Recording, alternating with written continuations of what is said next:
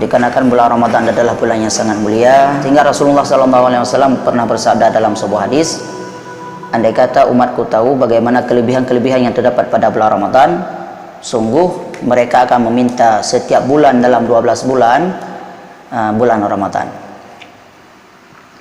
Adapun dalam bulan Ramadan, beberapa manusia yang hana diampun dosa oleh Allah Subhanahu wa taala. Teman sosok yang hana diampun oleh Allah Subhanahu wa taala dalam bulan Ramadan, yang padahal dalam bulan Ramadan yang letak hikmah-hikmah, letak fadilah-fadilah yang hana terdapat pada bulan-bulan yang lain.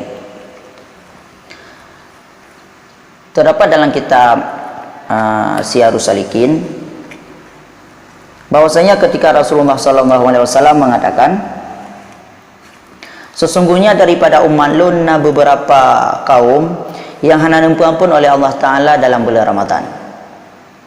Para sahabat bertanya, so ya Rasulullah, yang hana diampun oleh Allah Subhanahu Wa Ta'ala dalam bulan Ramadan? Padahal bulan Ramadan adalah bulan yang sangat mulia, yang sangat agung, yang sangat letak rahmat Allah Subhanahu Wa Ta'ala di sini.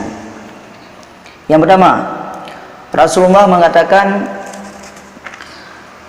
orang-orang yang berbuka puasa dengan makanan yang haram, nyoh hana diampun oleh Allah Subhanahu wa taala. Walaupun memang berpuasa dengan syarat dan rukun yang sip, dengan syarat dengan rukun yang berlaku, akan tetapi karena berbuka puasa dengan sesuatu yang diharamkan, dengan hasil yang haram, hasil riba, hasil mencuri, hasil merampok, menipu dan lain-lain, berbuka puasa dengan sesuatu yang haram, dengan makanan yang haram, maka hana diampun oleh Allah Subhanahu wa taala pada bulan Ramadan. Yang pertama. Yang kedua, orang-orang yang hana taubat daripada minuman arak.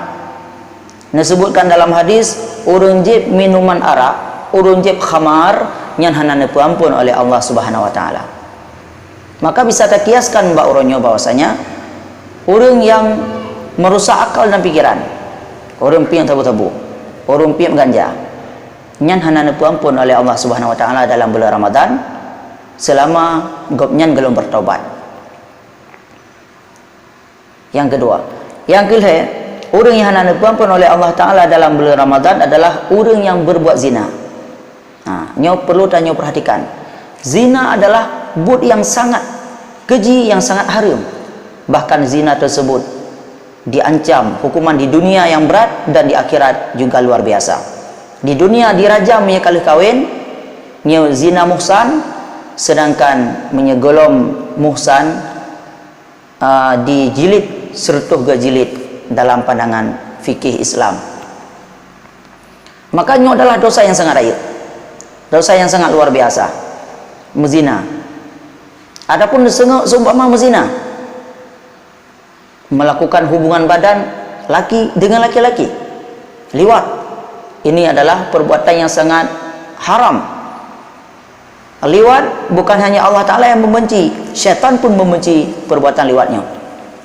Maka barang kasomatang yang hana bertaubat daripada bud zina, hana diampun oleh Allah Subhanahu wa taala di dalam bulan Ramadan. Kemudian Rasulullah pun melanjutkan hadis, sesungguhnya orang-orang yang hana bertobat daripada makan makanan yang haram, hana bertobat daripada minum minuman arak, hana bertobat daripada zina, nyo akan gelaknat oleh para malaikat dari Ramadannya hingga Ramadan tun akan datang.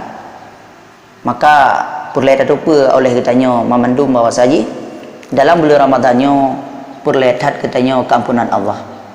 Karena jika hana keampunan Allah Ta'ala, bakso citanya tak lagi ampun.